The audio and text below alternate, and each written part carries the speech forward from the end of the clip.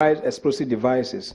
And I think because we are well versed with their occurrences, I will only ask that we flip through. For us, I will explain the ones that happened both in the university, the one that happened at Osmanti and even Muna, all those ones, and of course across the theater. That is what you're going to find in this segment. So please just flip through so that we make progress.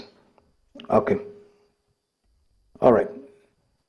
These are all those. Sorry that they are quite gory, but please just understand with us.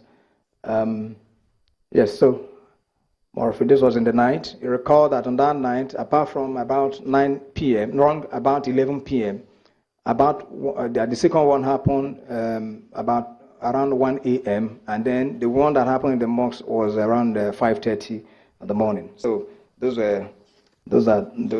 I just thought it's necessary to put it up. Now, if you also recall, the next, of course, is Boko Haram terrorist attack.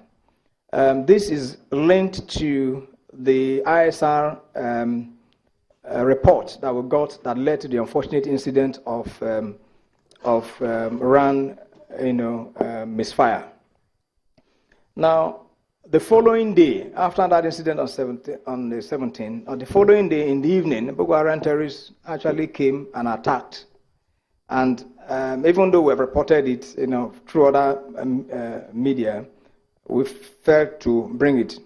So that has indication that there was actually Boko Haram that were sighted. In fact, in that operation, we actually killed 14 of them. In fact, 15 of them, sorry, and recovered a gun truck. We recovered a gun truck as well as other weapons that it came with. So which means the ISR report was not actually wrong. It's just that the coordinates were wrong. And that led to the unfortunate incident. Very regrettable. So that more or less vindicates the fact that Boko Haram terrorists were within the vicinity. But it's just that the coordinate was wrong, and that's precisely what led to that very sad incident. And we regret it once again.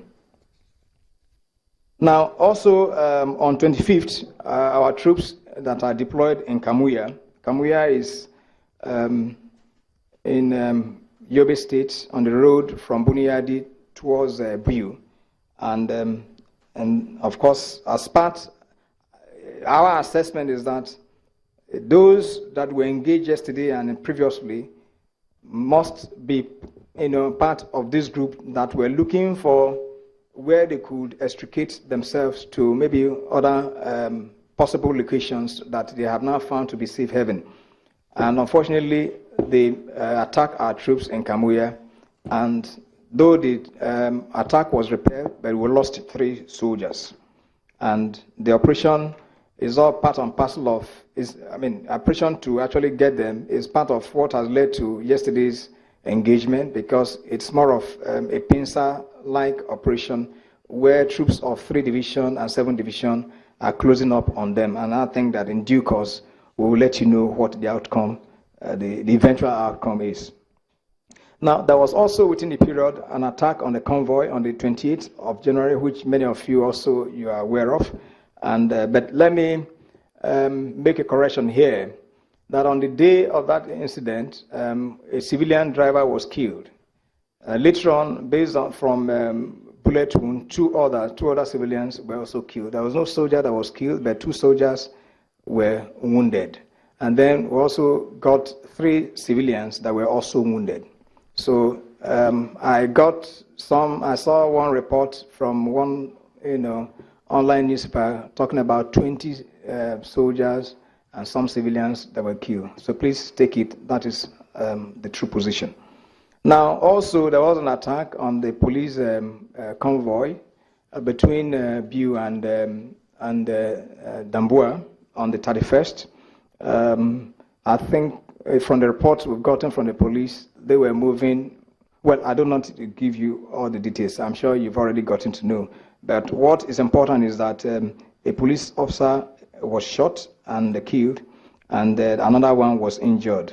And the injured and the killed they were evacuated to Dambua Hospital. And from there, the police authorities are already taking care. I just thought I should bring it up here, knowing that the location between Damboa and Biu is relatively safe. So investigation is on for us to actually know the truth, what actually has happened, whether it's Boko Haram, handiwork, or some criminal gangs who may have some issues with the suspect that was being transferred from Biu to Maiduguri. That investigation will bring out as it were. Now, on the IED incident, which I referred to earlier on, that claimed the life of one of our fine officers, Captain Adeosi, on the 20th, as part of the operation we were conducting, just whilst on the way, based on, because of the IED that the Boko Haram had laid along the path, the vehicle that he was going in, of course, ran into it, and in the process, whilst in the hospital, he gave up.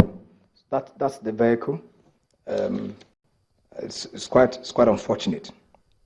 Now, also on the 29th, at about 09:10 hours, our troops on patrol from Bita, admin patrol towards Goza, just before Yamteke, also entered an IED, and unfortunately, we lost a soldier, while 4 others were also wounded in that incident.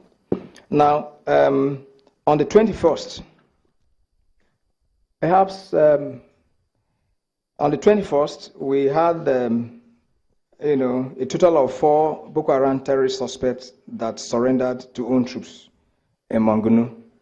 The suspects claim to have fled from Buka Meram's village, which is, of course, part and parcel of the Mama Noor's faction. And they claim to be fed up with the terrorist ideology and the unending combat. So they have been undergoing interrogation.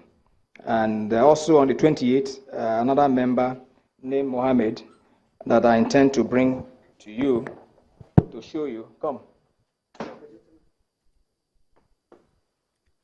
That is, I think I will give him, bring him here. He is on crutches. Please face.